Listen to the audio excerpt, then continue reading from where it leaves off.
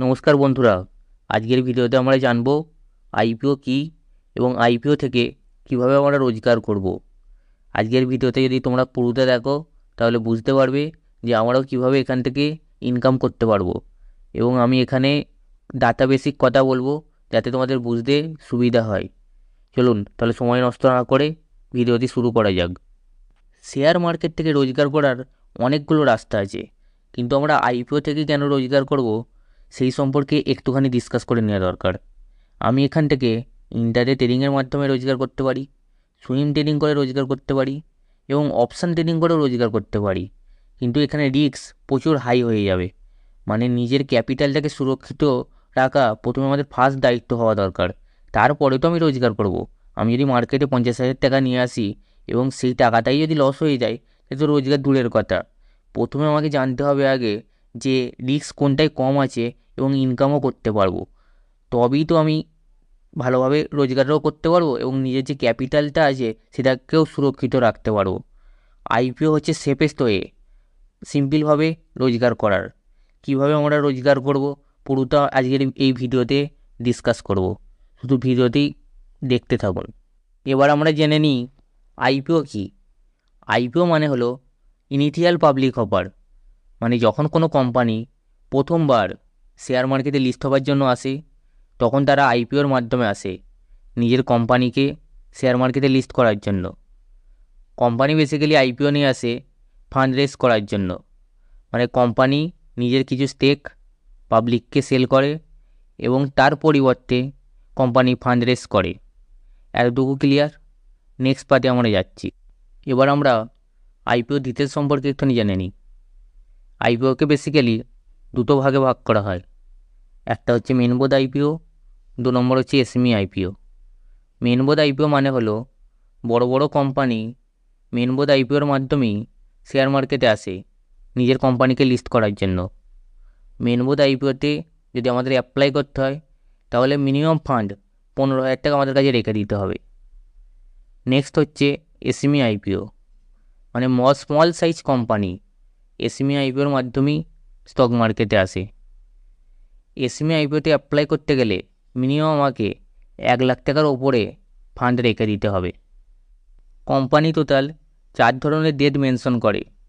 একটা হচ্ছে apply date, 2 নম্বর হচ্ছে অ্যালটমেন্ট ডেট, 3 নম্বর হচ্ছে রিফান্ড ডেট, 4 নম্বর হচ্ছে লিস্টিং ডেট। একটা এক্সাম্পল দিই তাহলে বুঝতে পারবে। 1 সেপ্টেম্বর থেকে 3 সেপ্টেম্বর 3 দিন টোটাল অ্যাপ্লাই ডেট, ঠিক আছে। অ্যালটমেন্ট ডেট মানে হচ্ছে এই দিনকে আমরা জানতে পারবো আমরা যে অ্যাপ্লাই করেছিলাম যে সেটা আমরা অ্যাকচুয়ালি পেয়েছি কিনা, মানে সেই আইপিও শেয়ার আমরা পেয়েছি কিনা সেটা আমরা জানতে পারবো হচ্ছে অ্যালটমেন্ট ডেটে। নেক্সট আমরা হচ্ছে রিফান্ড ডেট। রিফান্ড ডেট হচ্ছে এক্সাম্পল 5 সেপ্টেম্বর, তারপরের দিনকে। মানে আমি যদি সেই আইপিওটা না পাই তাহলে সেই টাকাটা আমার আবার ব্যাঙ্ক অ্যাকাউন্টে চলে আসবে। এটা হচ্ছে রিফান্ড ডেট। আর 4 নম্বর হচ্ছে লিস্টিং ডেট। লিস্টিং ডেট মানে হচ্ছে কোম্পানি শেয়ার মার্কেটে লিস্ট হয়ে যাবে। এক্সাম্পল হচ্ছে 7 সেপ্টেম্বর। আইপিওতে কারা পার্টিসিপেট করে এটা জেনে রাখা অত্যন্ত দরকার। আইপিওতে টোটাল 5 ধরনের মানুষ অ্যাপ্লাই করে। এক হচ্ছে কিউআইবি, 2 নম্বর হচ্ছে এইচএনআই, 3 নম্বর হচ্ছে রিটেল, 4 নম্বর হচ্ছে শেয়ার হোল্ডার, 5 নম্বর হচ্ছে এমপ্লয়ি। একে একে একটু করে বলে দিই তাহলে বুঝতে পেরে যাবে। কিউআইবি মানে হচ্ছে কোয়ালিফাইড ইনস্টিটিউশনাল বায়ার।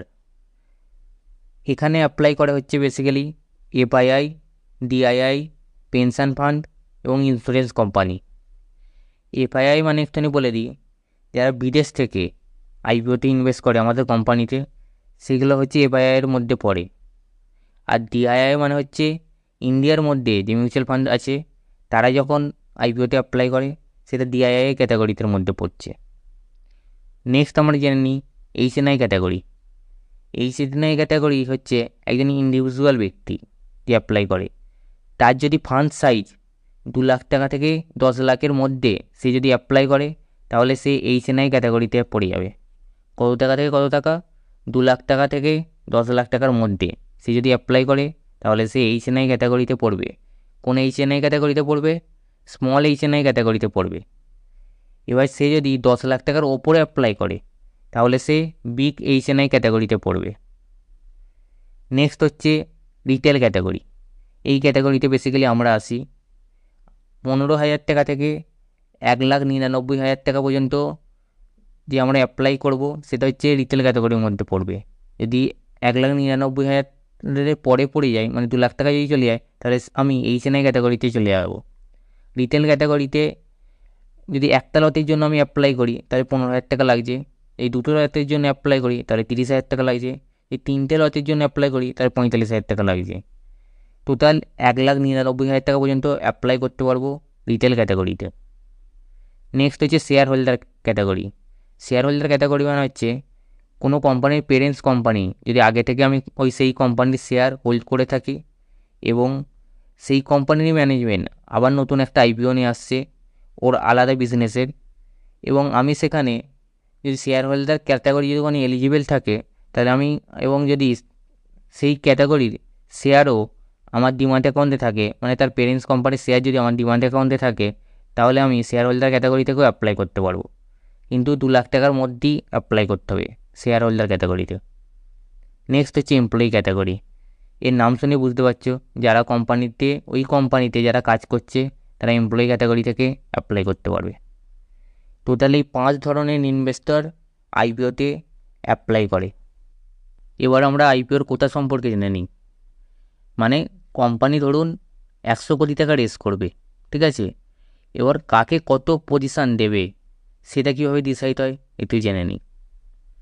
যদি কোম্পানি পর 3 বছর প্রফিটে থাকে তাহলে কিউআইবিকে 50% দিতে হবে, রিটেলকে 35% দিতে হবে এবং এইচএনআইকে 15% দিতে হবে। তার মধ্যে বিগ এইচএনআই 10% নেবে এবং স্মল এইচএনআই 5% নেবে। যদি কোম্পানি পরপর 3 বছর লসে না থাকে, মানে প্রফিটে যদি না থাকে, যদি কোনো একটা বছরও যদি লসে থাকে, তাহলে কীভাবে ডিসাইড হবে? তাহলে কিউআইবিকে কোম্পানি 75% দেবে, রিটেলকে 10% দেবে, কারণ কোম্পানিতে ফান্ডামেন্টাল অতটা স্ট্রং নয়, রিস্ক আছে, তাই না রিটেলকে 10% দিচ্ছে, এবং এইচএনআইকে 15%ই দেবে। তার মধ্যে 10% হচ্ছে বিগ এইচএনআইকে দেবে আর তোমার 5% হচ্ছে স্মল এইচএনআইকে দেবে। আইপিওতে অ্যাপ্লাই করতে গেলে আমাদের কাছে দুটো অ্যাকাউন্ট থাকতে হবে, একটা হচ্ছে ট্রেডিং অ্যাকাউন্ট আর একটা হচ্ছে ডিম্যাট অ্যাকাউন্ট। ট্রেডিং অ্যাকাউন্ট মানে হচ্ছে ব্যাঙ্ক অ্যাকাউন্ট, আর ডিম্যাট অ্যাকাউন্ট মানে হচ্ছে যেখানে আমরা শেয়ার থাকবে, মানে যার সাহায্যে আমরা অ্যাপ্লাই করব আইপিওতে বা বিভিন্ন শেয়ারে যে অ্যাপ্লাই করব, সেই অ্যাকাউন্টটার নাম হচ্ছে ডিম্যাট অ্যাকাউন্ট। এবার আমাকে যদি বলে কোন ব্রোকার সবচেয়ে ভালো হবে আইপিওতে ইনভেস্ট করার জন্য, তাহলে আমি তাকে রেকমেন্ড করব জিরোদা, কারণ এর সিম্পল ইন্টারফেস এবং আইপিওতে ইনভেস্ট করার জন্য বেস্ট অপশান, কারণ এখানে আমি প্রি ওপেন মার্কেটে সেল করতে পারবো আইপিওকে।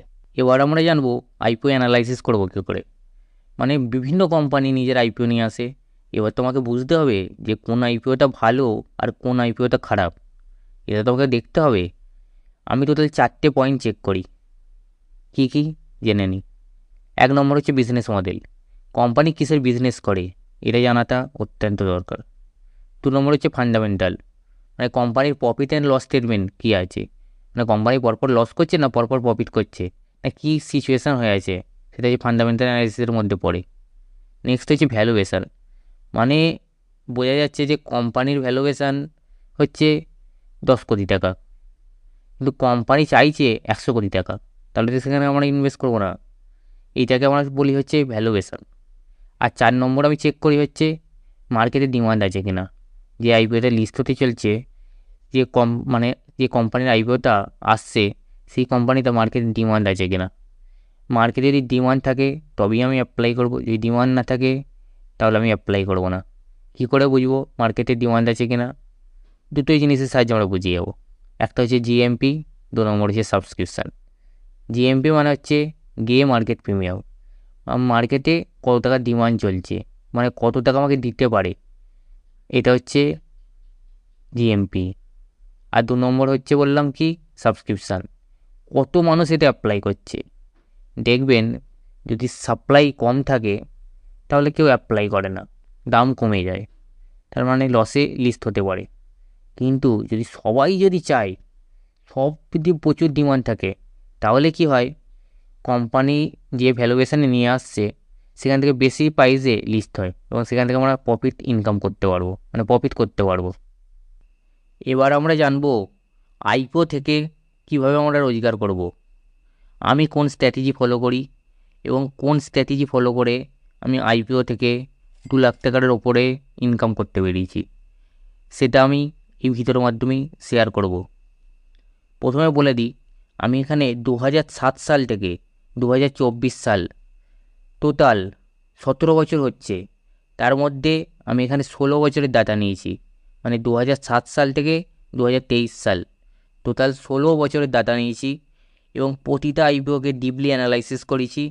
এবং অ্যানালাইসিস করার পর আমি দেখেছি কোন কোন আইপিও আছে যেটা লিস্টিং ডেটের দিন, মানে যেদিনকে লিস্টিং হচ্ছে সেই দিনকে লসে লিস্ট হচ্ছে, আর কোন কোন আইপিও আছে যেটা প্রফিটে লিস্ট হচ্ছে।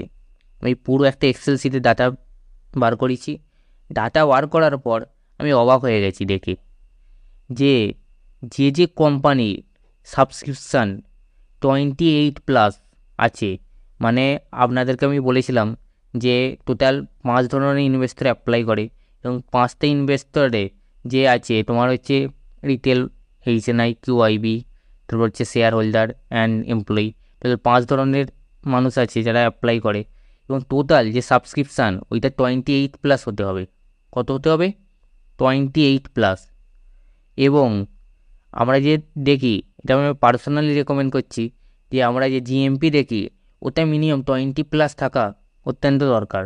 এই 20+ থাকে তাহলে জানবো যে এই আইপিওটা পজিটিভে লিস্ট হতে পারে।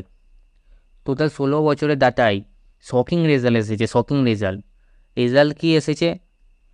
99% আইপিও প্রফিট দিয়েছে এই স্ট্র্যাটেজিতে। একমাত্র 1% হবে যেটা লস দিয়েছে, 99% প্রফিট দিয়েছে। অ্যান্ড এখানে টার্মস অফ কন্ডিশনও একটা অ্যাপ্লাই আছে।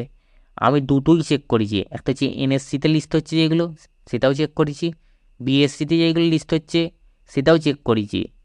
কিন্তু এনএসসিতে যে লিস্ট হচ্ছে সেখানে 10, মানে 100% আমি ধরলাম, তার মধ্যে 90% প্রফিট দিয়েছে, 10% লস দিয়েছে এনএসসিতে।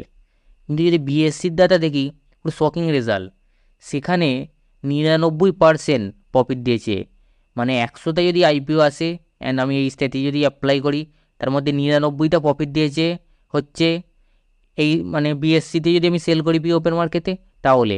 আর একটা মাত্র লস দিয়েছে, সেটা হচ্ছে এতে বিএসসিতে যদি সেল করি পি ওপেন মার্কেটে তখন। তাহলে আমরা এই বুঝতে পারলাম কী কী আমরা তাহলে স্ট্র্যাটেজি অনুযায়ী জানলাম। 1 নম্বর হচ্ছে টোটাল সাবস্ক্রিপশান 28+ হতে হবে। 2 নম্বর হচ্ছে আমরা চেষ্টা করব যেন আইপিওর জিএমপি, যে কোম্পানিতে আমরা অ্যাপ্লাই করব তার জিএমপি মিনিমাম 20+ হতে হবে। আর 3 নম্বর হচ্ছে আমরা যখন সেল করব পি ওপেন মার্কেটে, যখন আমরা সেল করব সেটা আমি বিএসসি এক্সচেঞ্জে সেল করব। কোথায় সেল করব? বিএসসি এক্সচেঞ্জে। ঠিক আছে, নেক্সট ভিডিওতে আমরা ডিসকাস করব যে আইপিওতে অ্যালটমেন্ট চান্স কীভাবে বাড়াতে পারবো। কারণ আপনাদের বললাম প্রচুর মানুষ অ্যাপ্লাই করে, প্রচুর মানুষ। এবার এই এত মানুষের মধ্যে কিভাবে আমি পার্সেন্টেজ বাড়াতে পারবো, নিজের পার্সেন্টেজ বাড়াতে পারবো, মানে হচ্ছে ধরুন একটা কোম্পানি আইপিও এসেছে, কোম্পানির 100 কোটি টাকা লাগবে এবং সেখানে 1000 কোটি ইনভেস্ট করেছে, মানে টোটাল 10 জনের মধ্যে ক্যালকুলেশানে একজন মাত্র পাবে। কতজনের মধ্যে পাবে? 10 জনের মধ্যে একজন। কারণ যদি আমরা 1000কে 100 দিয়ে ডিভাইড করি তাহলে 10 বেরোচ্ছে, তাহলে 10 জনের মধ্যে একজন পাবে। এবার ওই 10 জনের মধ্যে একজনে আমার নামটা কী করে নিয়ে আসবো, সেটা হচ্ছে অ্যালটমেন্ট চান্সে আমরা বুঝতে পারবো। এটা কম্পিউটারের মাধ্যমে হয় অ্যালটমেন্ট চান্সটা। ঠিক আছে, এবার আমরা নেক্সট ভিডিওতে দেখবো যে কীভাবে আমরা অ্যালটমেন্ট চান্স বাড়াতে পারবো। ভিডিওটি এতটুকুই।